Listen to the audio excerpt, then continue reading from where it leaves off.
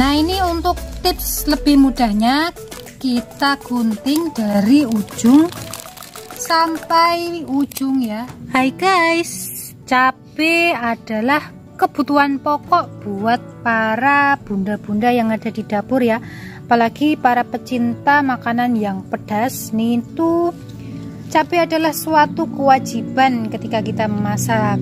Nah, karena harga cabai semakin kesini semakin naik, kita harus mengatasinya dengan cara yang cerdas juga ya.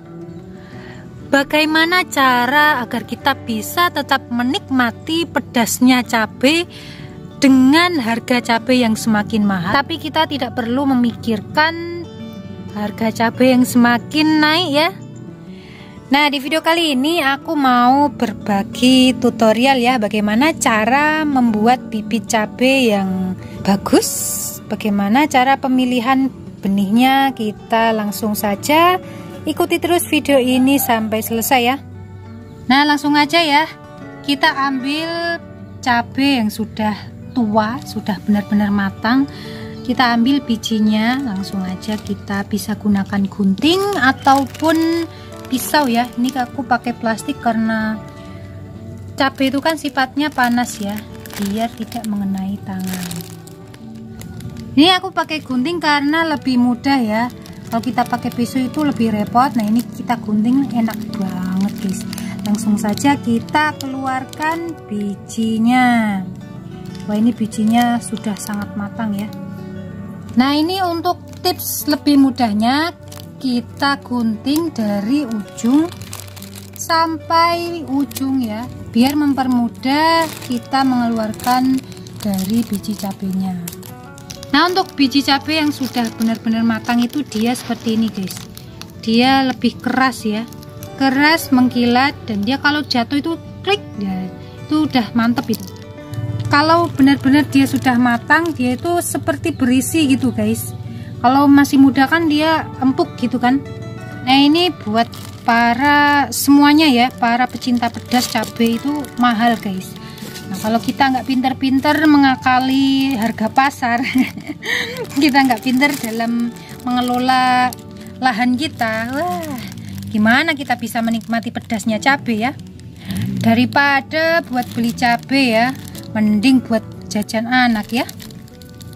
Langkah selanjutnya adalah, kalau misalkan kita menanam untuk lahan yang luas, sebaiknya biji ini kita jemur supaya menghindari jamur yang tumbuh. Nah, kalau ini kan lahannya luas gitu kan, banyak pohonnya, kita harus menjemurnya.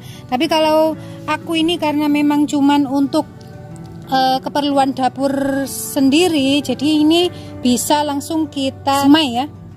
Langkah selanjutnya adalah kita harus menyiapkan media tanam yang bagus. Syarat dari media tanam tersebut adalah tanahnya itu tidak boleh menggumpal ya, jadi dia harus gembur. Kemudian kita harus mencampurkannya dengan pupuk organik. Kita bisa menggunakan pupuk kandang atau kita juga bisa menggunakan sekam. Nah, ini karena sekam banyak di sini, aku langsung sudah mencampurkan pada media tanam yang sudah aku siapkan ini. Kalaupun tidak ada sekam, tidak jadi soal ya guys.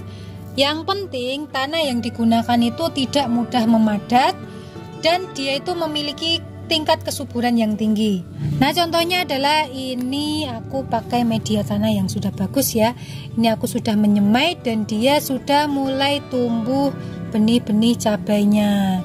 Ini sekitar berusia 3 mingguan. Bentar lagi ini sudah bisa dipindahkan ke media tanah yang lebih luas. Dari apa yang aku tunjukkan di video ini, supaya bunda-bunda semuanya tidak sanksi dengan tutorial yang aku buat hari ini ya, karena memang saya benar-benar mempraktekannya.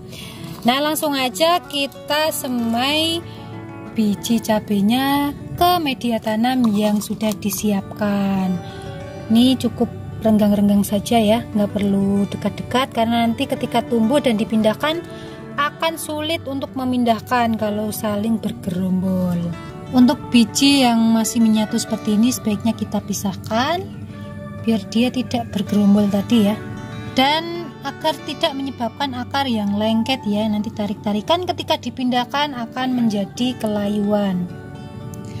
Nah, langkah selanjutnya adalah kita harus memendam benih yang sudah kita semai tadi dengan tanah, tetapi kita tidak boleh tebal-tebal ya. Maksimal itu setengah senti, karena kalau dia terlalu tebal ini nanti tunasnya tidak kuat untuk tumbuh. Apalagi kalau dia kena air dan memadat tanahnya, itu sangat beresiko pertumbuhannya yang kurang ya. Yang penting dia tertutup oleh tanah. Pastikan benar-benar tertutup oleh tanah ya, karena takutnya kalau ada biji kelihatan kayak gini kan, biasanya kalau ada yang punya ayam kan biasanya dipatok ya. Ini tidak cukup sampai di sini ya, kita harus menyiraminya setiap hari. Cukup 1 hari sekali dan teknik penyiramannya harus benar ya. Caranya adalah kita harus menggunakan tangan ya, jangan kita langsung tuang air dari gayung langsung ke sini, nggak boleh. Karena tujuannya adalah agar benih-benih yang ada di bawah itu tidak berhamburan. Nah, kalau teman-teman punya alat yang buat nyiramin itu malah lebih bagus lagi ya. Ini karena kalau buat teman-teman yang nggak punya, ini caranya seperti ini. Setelah itu kita jangan taruh di bawah sinar matahari secara langsung, kita harus letakkan di tempat yang teduh. Kemudian ketika dia sudah mulai tumbuh, yang penting kena sinar matahari saja sudah cukup ya, jangan taruh di tempat yang terik. Karena nanti kalau dia terkena sinar matahari terik, dia akan gosong-gosong daunnya dan akan menyebabkan kematian. Nah, untuk yang sudah tumbuh seperti ini, cara penyiramannya sama ya, kita gunakan tangan. Dan kalau ini maksimal paling telat itu 2 hari sekali baru kita siram. Jangan sampai 3 hari nggak disiram ya, bahaya sekali itu nanti, masih rentan soalnya. Untuk pemindahan ke lahan yang lebih luas, minimal 3-4 bulan baru bisa kita pindah ya, supaya dia batangnya itu kuat beradaptasi dengan lingkungan yang baru. Kalau masih kecil seperti ini dia masih rentan ya, jadi masih mudah layu atau mudah mati. Kemudian untuk masa pemindahannya sebaiknya dilakukan di sore hari, karena ketika pagi hari dia akan mendapatkan cahaya matahari yang sangat terik, dia akan beresiko mudah layu ya, dan bisa juga menyebabkan kematian. Oke, sampai di sini tutorial kali ini, semoga bermanfaat buat para bunda-bunda yang mager ya, dilarang mager pokoknya.